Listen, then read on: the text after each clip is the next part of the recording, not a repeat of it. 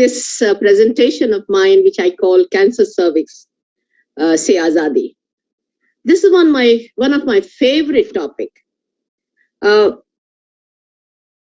I say it is my favorite topic at this end of mine, we find that cancer cervical deaths are much more than the pregnancy deaths in this country. And the deaths are almost 3 times more than the total maternal deaths in this particular country. Previously, I used to think that probably it will not be possible to see in my lifetime that anything can be done on this particular aspect. But now I can see a ray of hope is there in our country itself. So I think my presentation of people who have been following this particular topic of cervical cancer prevention with me will appreciate that I have updated it. And this is my clarion call to everybody to follow what I'm saying.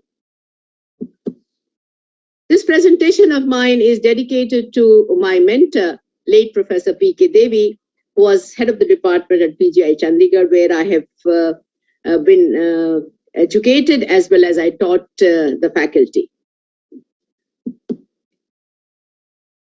As you know, that one death is taking place every 8 minutes because of cervical cancer in this country.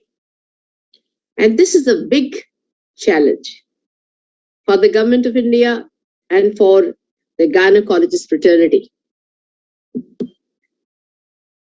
This amounts that nearly 45 crores female who are more than 15 years of age are at risk of developing cervical cancer. It is expected by 2070, 58 million people will die of cancer cervix. This is a very huge number.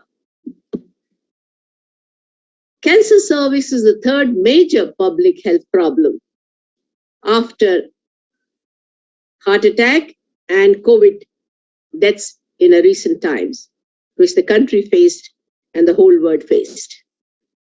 As you all know, that cancer cervix is the second most common cancer in females after breast. And I repeat again, that cancer cervix deaths are 2.5 to 3 times more than the maternal deaths in this country. So the total deaths in the country because of the pregnancy are 25,000. While with the cancer cervix, it is varying between 60 to 70,000. 2020 Globicon data shows that the new cases of cancer cervix are close to 1.33 lakh and the deaths were over 60,000. Now, cancer cervix is the only preventable cancer among man and a woman. No other cancer is 100% preventable. And that is why, looking at Australia experience, which is on the verge of getting declared cervical cancer free from WHO, and most of the Western European countries are going to follow soon after Australia. WHO thought of global strategy, and WHO sees that the word without cancer cervix. What WHO means by that? It means there will be 4 cases per 1 lakh population. As you all know, that HPV infection in India, which is the cause of cervical cancer, is seen to the tune of 6%, which is a big number. We have nearly 200 HPV types, and out of these, 15 are which are oncogenic. Cancer cervix is creating the menace in developing countries, but it also causes cancer of vagina, vulva, penis in male, anal canal in both men and women, and oropharyngeal cancers. You'll be surprised to know that 85% of women and 90% of men will be infected with HPV infection in their lifetime. This slide shows that from 90%, the infection when she is at 30 comes down to 25%, and slowly it decreases. But the fall of HPV infection in men is rather slow. And you find in nearly 50% of cases in men, it does not get cleared off. So the men are carriers of HPV infection. They do not have symptoms. It clears by itself in less than 50% of cases. And it is much slower than the clearance which is seen in women. And if the infection does not clear, it will give rise to genital warts or cause penile, oral, and anal cancer in men. 50% men who are carriers are affected by this. As you can see in this particular slide, what are the HPV-related cancer? You can see then HPV is a necessary cause of cervical cancer and other cancerous lesions around anogenital region and oral mucosa beside anogenital warts and respiratory tract mucosa. It also causes vaginal cancer in 70% of cases, vulval cancer is another 50% of cases, penile 50%, anal cancer to the tune of 88 to 90%, and its contribution in oropharyngeal cancer is also increasing from 15 to 50%. Now, what are the triple intervention which have been declared by WHO for the low resource countries like India? This declaration came in November 2021, and it is called triple intervention by the countries which have low resource settings. And it has named it 90, 70, 90. These interventions have to be taken up by respective government. And then by 2030, 30% reduction in the mortality of cervical cancer will be known.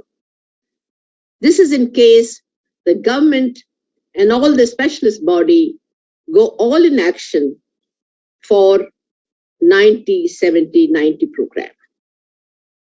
I dilate on this. 90% of the girls need to be vaccinated by the government with HPV vaccination. It means all girls less than 15 years should be vaccinated by the government. The rest of the vaccinations can be taken up by the private and the public bodies. 70% of the women need to be screened with effective test at least twice at 35 and 45 years. Otherwise, the screening has been internationally accepted to be done from 21 to 65 years. But in case if that kind of strategy is not possible, a woman in her lifetime should be screened twice, once at 35 and second time at 45 years. And this strategy will prevent her developing invasive cervical cancer. 90% of women need to be identified with precancerous lesion should receive treatment and care by the gynecologist.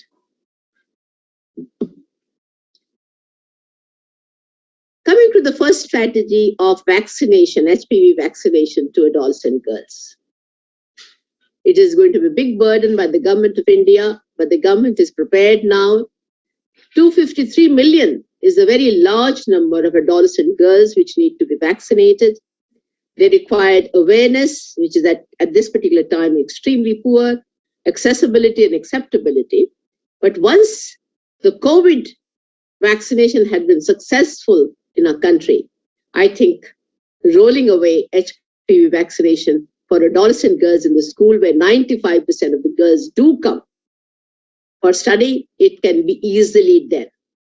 And the rest of the people will be taken care by the public and by the families themselves.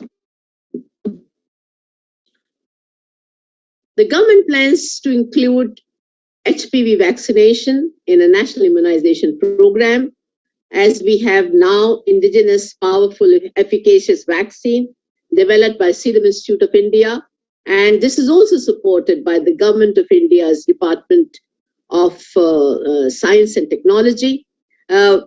Now they are securing enough number of vaccines, both for rural and urban settings, and this looks doable as far as the government machinery is concerned.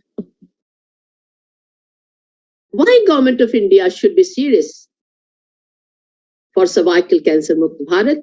I repeat for the third time that the cervical cancer deaths are 3 times more than the maternal deaths in this particular country. To me, it looks possible, and many other experts like me also feel that this is doable, achievable, and practical.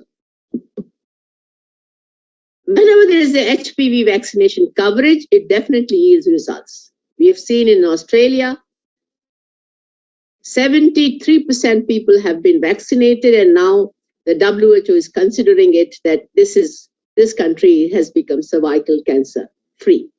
The WHO still has to declare it. UK has covered vaccination in 61% of the population. USA it is 35%. And look at India, it is less than 1% of the population who needs vaccination is vaccinated. Long way to go. I want my listeners to know another great study. This is called WHO SAGE study. The dose schedule for HPV has been absolutely inspiring. It says that 1 dose of HPV vaccination offers solid protection against cervical cancer. But Serum Institute of India vaccine is not yet tested for this. But I think once it is there for a couple of years and we test for immunity, surveillance we do, I'm sure this particular thing, we are very hopeful, just like COVID vaccination had been absolutely robust over a period of time. This probably also will prove its efficaciousness. I've written, Hum log honge kamyab.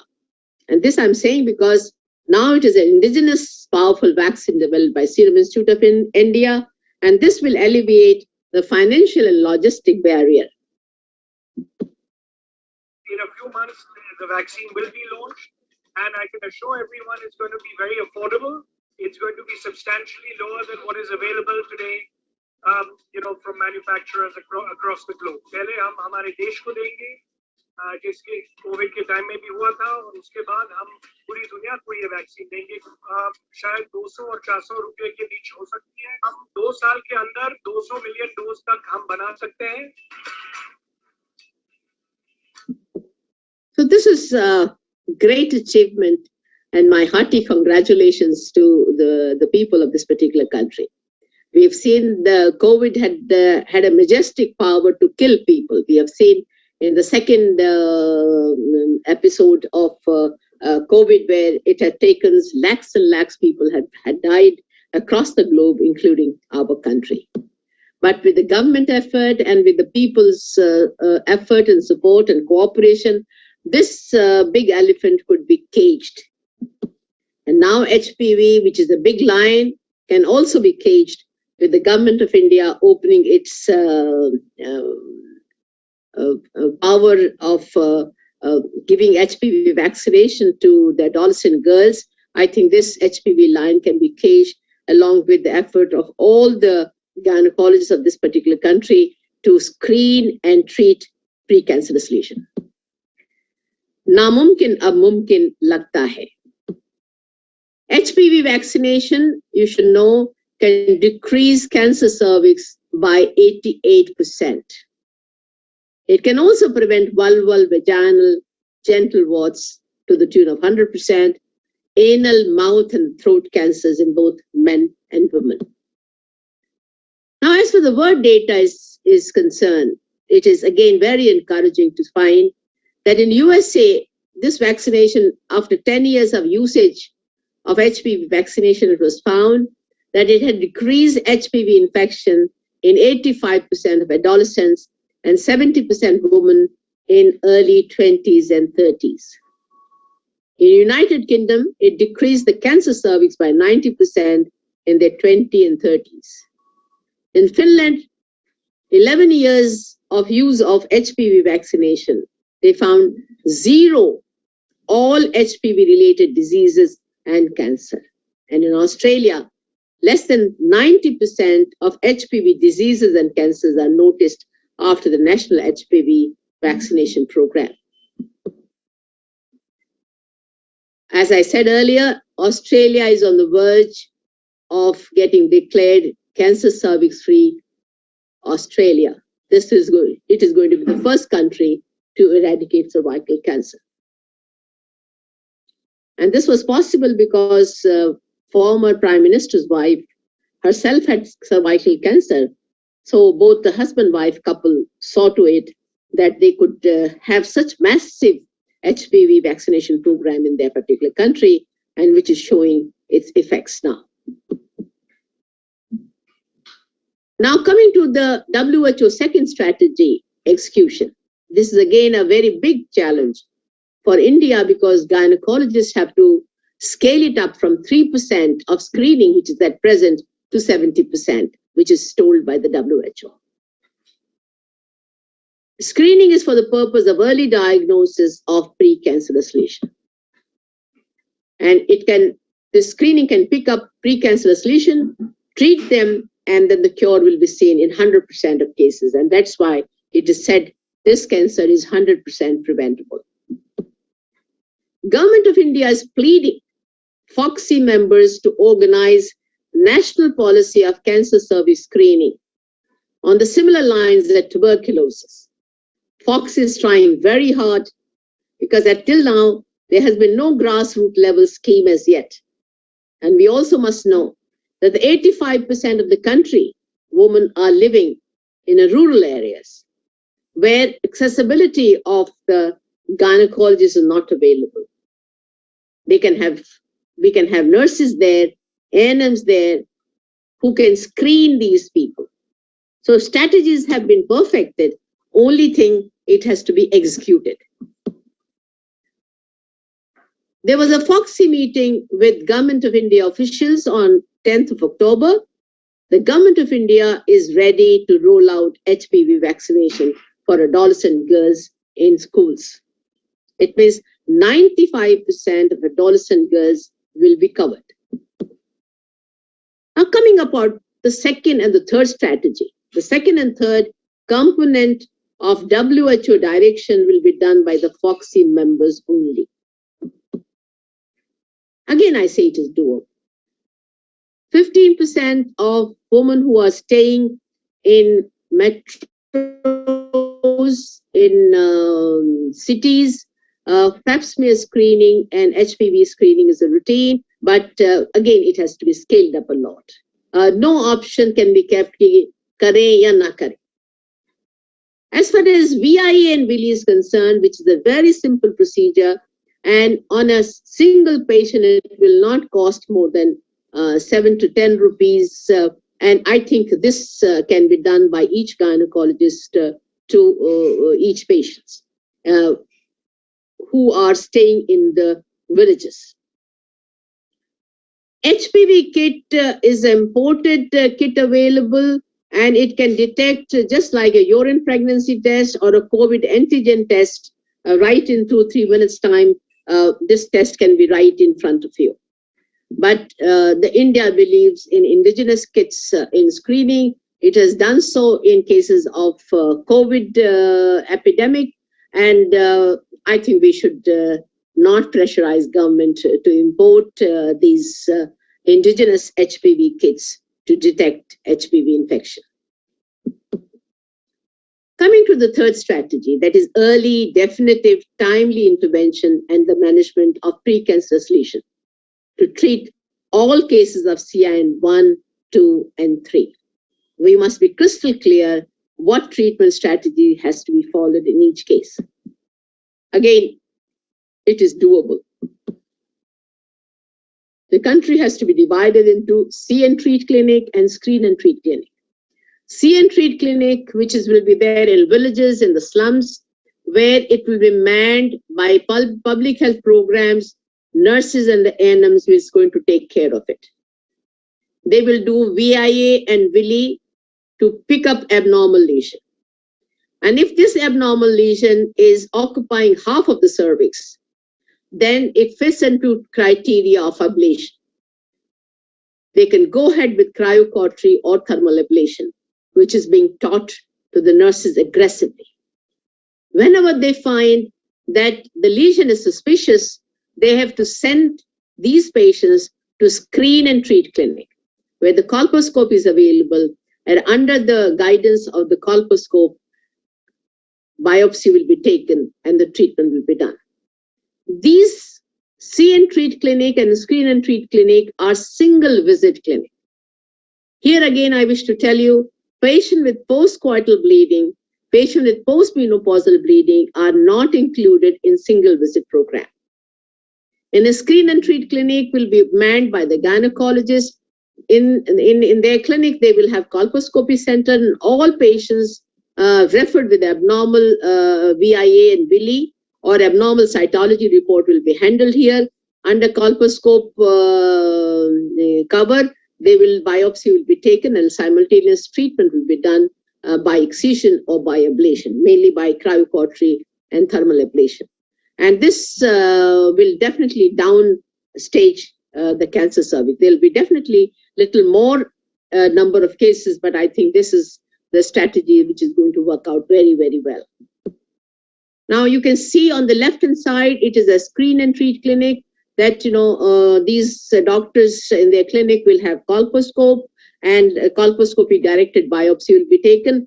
And they will in addition have cryocautery, which is seen on the right side, and thermal ablation, which is seen at the rock bottom. Here I wish to remind everybody of Stephen Hawking, who said that the greatest enemy of knowledge is not the ignorance, it is the illusion of knowledge. Majority of the gynecologists feel that they know it, and this is their biggest problem. If they're knowing it, then why they are not doing it? That's a big question, and that is why my humble request to each and every gynecologist is get trained, get skilled, have a colposcope with you, and फिर आप जुट जाइए हिंदुस्तान के लोगों का cervical cancer screening करने के लिए और ट्रीटमेंट करने के लिए. FOXI and the local bodies should do screening on the mission mode. Diligent steps should be taken to train gynecologists, to train all lady doctors, to train nurses. And this I know syndrome is killing to any kind of this kind of movement, and this should be discouraged. And we should develop a strong referral system, which is again doable. I also suggest that 100 key opinion leaders should be there across the country. Their job should be stress on vaccination to the tune of 90%, stress on screening, and stress on treatment of precancerous lesion. They should tell, failing that, the cancer cervix death toll will rise. It will not only increase the mortality and morbidity. A lady who dies of cervical cancer breaks the family social fabric where woman is required for the care of the family. Both Kennedy, the US president, and our former APJ Abdul Kalam, our president, used to say, please remember that don't ask what country is giving you. Do ask yourself what I can do for the country. So that every doctor and the nurse should say what I can do to the country. Think today. If you take a decision today, it will take 100 years to become cervical cancer-free India. Western world had started this particular journey 65 years back by mass screening with pap smear. And that is why 80% of the cancer cervix have decreased, 90% of HPV infection have decreased in those countries. And now once they have added vaccination program, they are on the verge of getting declared cervical cancer free. WHO says that in India becomes very serious about it on this 90, 70 and 90 strategy. It will bring down the mortality because of the cancer cervix to 1/3. So let's all take a promise, an oath to ourselves that 90% adolescent girls will be vaccinated, 100% we will do screening with VIA, Willi, or Pap smear, or tomorrow when HPV-related kit is available. And in 90% of cases, we should be able to treat precancerous lesion. I have shown here that I'm the ambassador for this particular program of Government of India of 90. And I say that I'll be doing the screening to the tune of 100%. And I think, like me, you should also say that I'm committed for 90, 100, and 90 program. It's a big challenge, no joke. 100 years commitment by gynecologists, by nurses, by every family member person.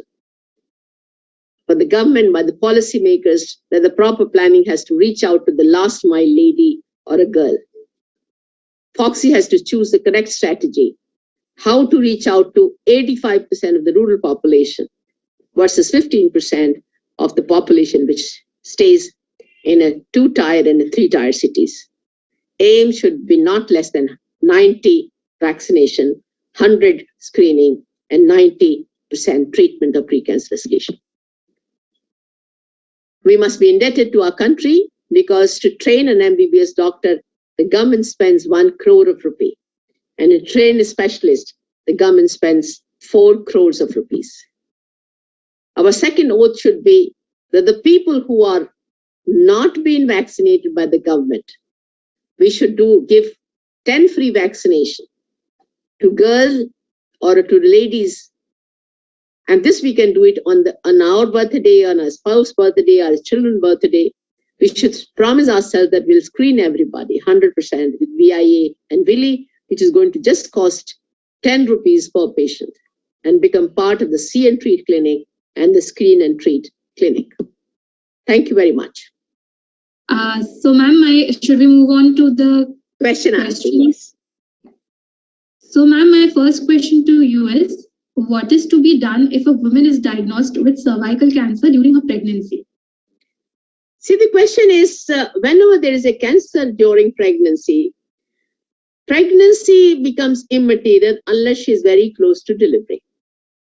You find that if the cancer is diagnosed around 33, 34 weeks, we can terminate this particular pregnancy and go ahead with the corrective treatment. But in case if it happens to be diagnosed in early pregnancy, then the pregnancy is ignored and we go by the strategy stage-wise, irrespective of the pregnancy.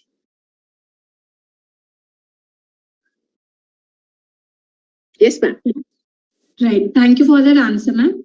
My next question to you is, what are some preventive strategies that can be employed in low-income regions? See, the question is, the strategy is that 90% of adolescent girls should be vaccinated. And if we do this particular activity for 10 years, then you'll find that the incidence of cancer cervix will decrease markedly. Secondly, if we can't screen them regularly between 21 to 65 years, we should screen them at 35 years when they have completed the family, and then we should again screen them at 45 years. But we should see to it, each and every woman must have these 2 screening.